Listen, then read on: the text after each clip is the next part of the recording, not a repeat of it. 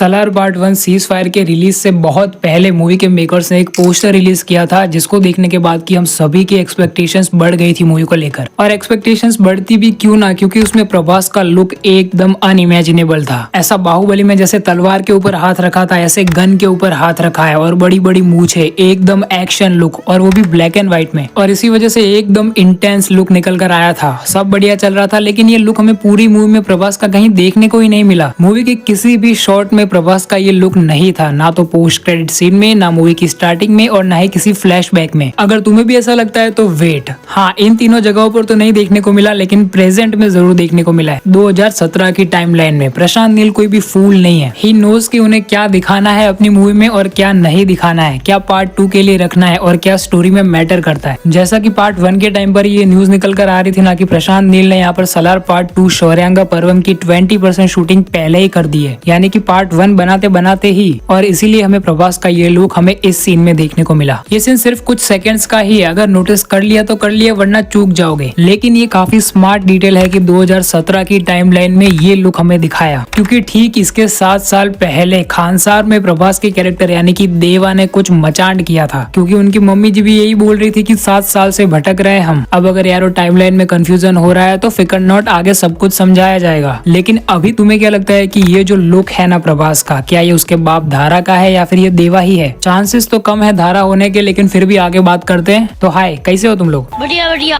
Salaar part 1 cease fire, इस movie को release हुए 1 साल हो चुका है, लेकिन फिर भी ये मूवी ट्रेंड कर रही है अभी तक। और करे भी क्यों ना, क्योंकि इतनी लंबी लंबी और बड़ी बड़ी जो वेब सीरीज होती है, जिसमें कि हमें बहुत सारे कैरेक्टर्स देखने को मिलते हैं, बहुत बड़ा बिल्डअप देखने को मिलता है, और एंड में एक सेटिस्फैक्टरी फाइट देखने को मिलती है। ये सारी चीजें जब उठाकर एक ही मूवी में डाल दी जाएगी तो क्या वो मूवी स्लो पॉइजन की तरह चढ़ेगी नहीं क्या? और वही हो रहा है अब। जब मूवी रिलीज हुई थी तब इस मूवी को क्रिटिसाइज किया गया था इसके इतने सारे कैरेक्टर्स की वजह से, और ये क्रिटिसिज्म तो मुझे बिल्कुल ही गलत और बेसलेस लगता है कि अगर तुम्हें मूवी के कैरेक्टर्स के नाम याद नहीं रह पा रहे हैं तो मूवी को ही घटिया बोल दो।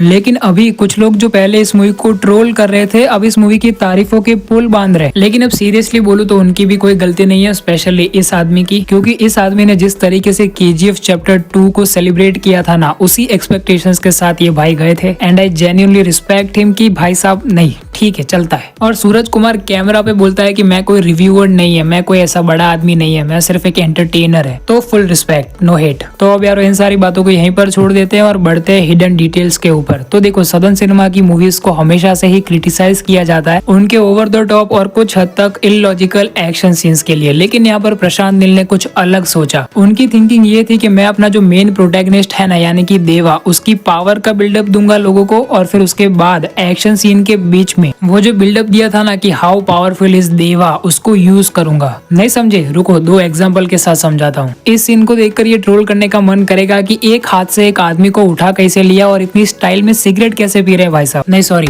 बीड़ी कैसे पी रहा है ये। लेकिन एक ऐसा सीन भी डाला है बिल्डअप के दौरान यहाँ पर प्रशांत नील ने कि जिससे कि इस सीन को ट्रोल करने का मन नहीं करेगा। याद करो मूवी का वो वाला सीन जहाँ पर कि देवा की मॉम उसको बोल रही होती है कि 6 बजे से पहले घर आ जाने का बेटा, ठीक है? तो देवा बोलता है सॉरी, और उसके हाथ में एक इतना बड़ा सिलेंडर होता है। देवा तो उस सिलेंडर को एक हाथ से आराम से उठाकर चल रहा होता है, लेकिन फिर उसके बाद एक सीन पर स्पेशली फोकस किया जाता है कि उसी सेम सिलेंडर को 2 आदमी मिलकर भी नहीं उठा पा रहे हैं। तो इसी स्पेसिफिक सीन के द्वारा हमें प्रशांत नील देवा की पावर का अंदाजा देना चाहते थे कि वो कितना वेट उठा सकता है, एंड फिर उसको काफी स्टाइलाइज वे में एक्शन में यूज किया। तो अब मैं होप करता हूँ कि तुम लोगों को इतने सारे over the top action scenes जो कि हमें सलार मूवी में देखने को मिले, जो कि देवा ने परफॉर्म यानी कि प्रभास ने परफॉर्म किए, वो सारे सीन्स अभी जस्टिफाइड लग रहे होंगे थोड़े बहुत। एंड अभी 2 एग्जाम्पल बोले थे तो फिर एक दिए बिना कैसे रह सकता हूँ। वही मूवी के शुरुआत वाले फाइट सीन में ही एक विलन की हाथ की कलाई को इतनी जोर से दबाता है देवा कि उसकी हड्डियों का चूरा हो जाता है, एंड उसका साउंड हमें सुनाया गया था ऐसा चर चर चर। तो देवा की इसी पावरफुल ग्रिप का अंदाजा देने के लिए हमें वो सीन दिखाया गया था जहाँ पर कि एक खंबे पर हाथ रखता है और उंगलियों के निशान पड़ जाते हैं उस खंबे पर। और अब नेक्स्ट मैंने कितने ही लोगों के मुंह से सुना था ये कि आसाम में जब होते हैं ना प्रेजेंट की टाइमलाइन यानी कि 2017 में देवा और उसकी माँ, तब वहाँ पर प्रभास की एंट्री के वक्त हमें जो पीछे नाच रहे होते हैं एनिमल्स के अवतार में लोग, वो देखकर कई सारे ऐसे लोग बोल रहे थे कि क्या एंट्री दिखाने के लिए कुछ भी दिखाओगे क्या, ऐसा कहाँ होता है आसाम में। सीरियसली ये बात मैंने कुछ लोगों को बकते हुए देखा है यूट्यूब पर, और मैं बहुत पुराने घाव लेकर बैठा हूँ, 1 साल पुराने, अब सभी को लपेटे मिलेगा मैं। तो अब सिंपल गूगल सर्च भी कर लिया होता ना तो पता चल जाता कि ये बिहू फेस्टिवल है असम का, लेकिन नहीं, हमको तो सिर्फ ट्रोल करना है, तो ट्रोल करने वालों को ट्रोल करने दो, हम आगे बढ़ते हैं। ये मैं भी क्या फ्लो में बात कर रहा हूँ। तो अब यारो जो नेक्स्ट डिटेल है ना वो प्रशांत नील की स्टोरी टेलिंग की डिटेल है। अब मैं बहुत डिटेल में जा रहा हूँ एक डिटेल के पीछे, लेकिन फिर भी जाना पड़ेगा। तो हमको मूवी के वो बचपन वाले सीन में थोड़ा ऑकवर्ड फील नहीं हुआ कि वहाँ पर उसकी माँ उससे वादा मांग रही है देवा से, और वो जा रहा है अपने दोस्त के पास उसको वादा करने। फर्स्ट टाइम इस पूरे सीन को देखा तो मुझे भी ऐसा ही लगा कि देवा इज नॉट ममाज बॉय, लेकिन फिर थोड़ा सोचा तो फिर पता चला कि यहाँ पर देवा की मॉम की इज्जत बचाने वाला कौन है, वर्धा। तो अब इनडायरेक्टली वो उसकी मॉम के लिए ही उसको ज्यादा इंपॉर्टेंस दे रहा है। हाँ, नो डाउट कि देवा वर्धा के लिए पहले भी पागल था, जो कि हमें मूवी के फर्स्ट सीन में ही देखने को मिल जाता है। वो उसकी नथुनी के लिए पहलवान से लड़ जाने वाला सीन, लेकिन मॉम की इज्जत बचाने के बाद into 100 हो गया पागलपन। देवा अपनी मॉम को बचाने के बाद वर्धा के लिए इतना डेस्परेट हो गया कि अपनी मॉम की ही बात नहीं मान रहा। काश मेरा भी कोई फ्रेंड ऐसा होता। मेरे वाले तो साले मम्मी से पूछे बिना घूमने भी नहीं आते, छोड़ो उन हुतियों को। लेकिन अभी एक और स्टोरी टेलिंग डिटेल है कि इस मूवी में प्रशांत नील ने एक क्रिएटिव चॉइस ली है कि वो हमें ऐसा दिखाएंगे कि हर कैरेक्टर इतना भयानक है, हर कैरेक्टर अपना एक भयानक ऑरा लेकर चलता है मूवी में। Every character is hyper in this movie. अब इंग्लिश जानना छोड़कर एग्जाम्पल पेश करता हूँ। अब राधा रमा और उसकी जो मेड है ना, यानी कि वो ओमकारी माँ, उसका खौफ कितना ज्यादा है ये इस सीन से हमें पता चलता है। मूवी की स्टार्टिंग में जब श्रुति हसन का कैरेक्टर इंडिया आता है, तब ये दोनों औरतें मिलकर इस फूल जैसी बच्ची को पकड़ने के लिए एक जानवर जैसे विलन को भेजती है, लेकिन ये जानवर जैसे विलन के सामने से ही श्रुति हसन को यहाँ पर वो बिलाल बचाकर लेकर चला जाता है। तो अब इस सिचुएशन में अपना जो मेन विलन होता है उसको जब कहना होता है ना, तब वो अपनी बात तक पूरी नहीं करता, बीच में ही अटक जाता है। मतलब समझ लो खौफ कितना है इन दोनों औरतों का। एंड फिर आगे चलकर श्रुति हसन को झूठे केसेस में फंसाने के लिए तो मार ही दिया उस बेचारे को। इन लोगों का सीधा फंडा है, किसी काम का नहीं है तू तो फिर काम से जाएगा तू। तो अब भाई लोग मूवी की एंडिंग में हमें श्रुति हसन के कैरेक्टर के द्वारा एक सवाल सुनने को मिलता है कि क्या देवा जानता है कि वो शौर्यांगा है। एंड अगर मैं कहूँ कि वो पहले से ही स्टार्टिंग से ही जानता है कि वो शौर्यांगा है तो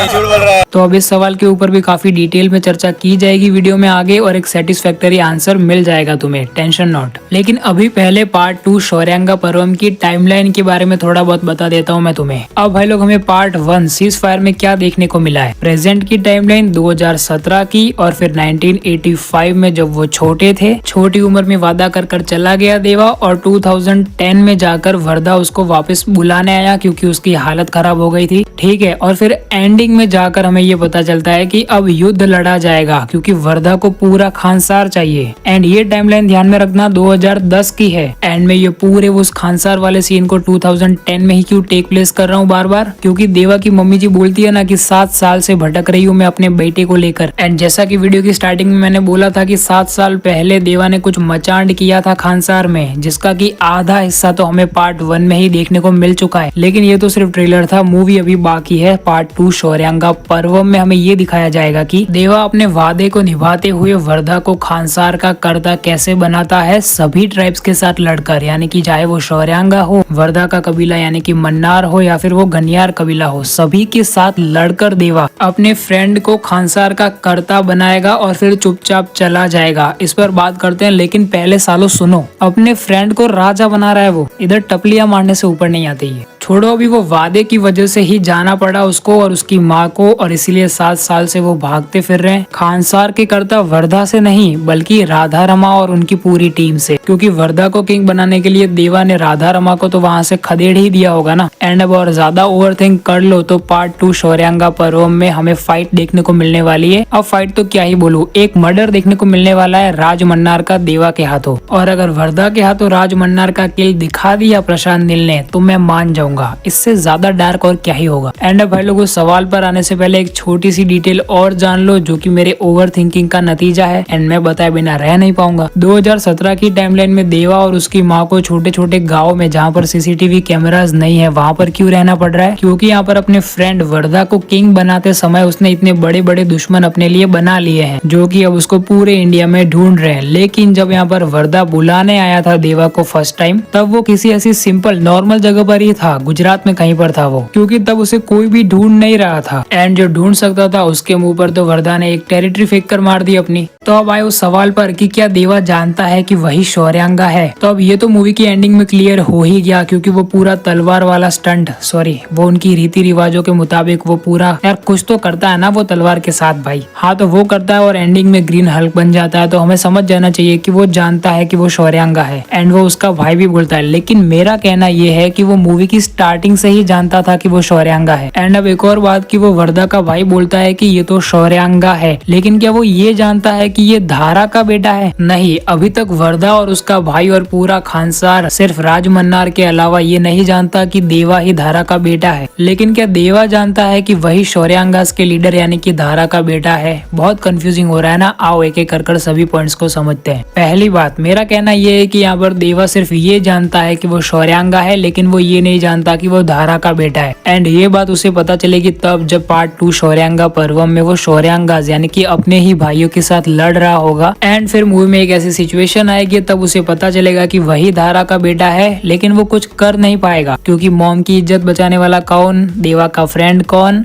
one and only Varda. So राजा तो बनाना ही पड़ेगा उसे, और कोई चॉइस तो है नहीं। और अब राजा बनाने के बाद ही देवा और उसकी माँ को जाना पड़ेगा खानसार से, क्योंकि अपने ही पिता के हत्यारे के बेटे के साथ उसका सलार बनकर कितने ही दिन रह लेगा अपना देवा। एंड अगर वर्धा के हाथों राज मन्नार को मरता हुआ ना दिखाए एंड वर्धा की फीलिंग्स जाग जाए अपने पिता के लिए, तो हमें पार्ट 2 में उस मोमेंट पर, जिस मोमेंट पर कि यहाँ पर अपने देवा को पता चलेगा कि वही धारा का बेटा है, उस मोमेंट पर हमें मूवी में देखने को मिलेगा वर्धा वर्सेस देवा। मुझे ऐसा क्यों लग रहा है कि मैं पार्ट 2 को स्पॉइल कर रहा हूँ तुम्हारे लिए? नहीं, कोई ओवर कॉन्फिडेंस नहीं दिखा रहा मैं कि मेरी फैन थियरी सच ही होगी। लेकिन अभी यहाँ पर फैन थियरी से हटकर दूसरे पॉइंट पर आए कि देवा को पहले से ही कैसे पता है कि यहाँ पर वो शौर्यांगा है। अब कैसे पता है ये गेस करना तो काफी मुश्किल है, लेकिन पहले से ही पता है ये पक्का है, क्योंकि आई थिंक यहाँ पर प्रशांत नील ने हमें एक डायलॉग के द्वारा हिंट दी है। वो डायलॉग कुछ ऐसा है कि ये बड़ी बड़ी दीवारें इसीलिए नहीं बनाई जाती कि कोई अंदर से बाहर ना आ पाए, इसीलिए बनाई जाती है कि कोई बाहर से अंदर ना आ जाए। एंड राज मन्नार भी ये कहता है ना कि यहाँ पर एक भी शौर्यांगा बचा होगा तो वो कहीं अंदर ना आ जाए, इसलिए मैंने यहाँ पर खानसार के चारों ओर ये बड़ी बड़ी दीवारें खड़ी की हैं, क्योंकि उसे डर था कि कोई उनमें से एक जिंदा होगा। भाई मुझे इससे एक और डिटेल सूझी है कि यहाँ पर एक शौर्यांगा से इतना खौफ क्यों है पता है? क्योंकि एक तो इनकी जाति के नाम में ही शौर्य आता है, और अगर एक सीन में तुमने नोटिस किया हो तो अंग्रेजों की आर्मी से लड़ने के लिए ही शौर्यांगा ही आगे आए थे। मतलब कि ये सिर्फ ब्रिटिशर से लड़ते हुए दिखाकर ही प्रशांत नील ने हमें ये बता दिया कि शौर्यांगास आर ब्रेव। सिर्फ देवा हीरो नहीं है, ये पूरी शौर्यांगा की जो ट्राइब है ना वो हीरो है सलार पार्ट 1 की। एक्चुअली अभी तो वो विक्टिम है, लेकिन पार्ट 2 में जाकर वो रिवेंज लेगी तब हो जाएगी। तो बस भाई लोग, जितनी भी फैन थियरीज मेरे दिमाग में आ रही थी और जितनी भी डिटेल्स मुझे पता थी वो सारी ही मैंने इस वीडियो में रख दी है। अब अगर आपको मेरी थियरीज या फिर डिटेल्स में कोई लूप होल मिला है तो मुझे कमेंट्स में लिख के जरूर से बताना, मैं जरूर से जानना चाहूंगा। मिलते हैं नेक्स्ट वीडियो में, तब तक के लिए बाय।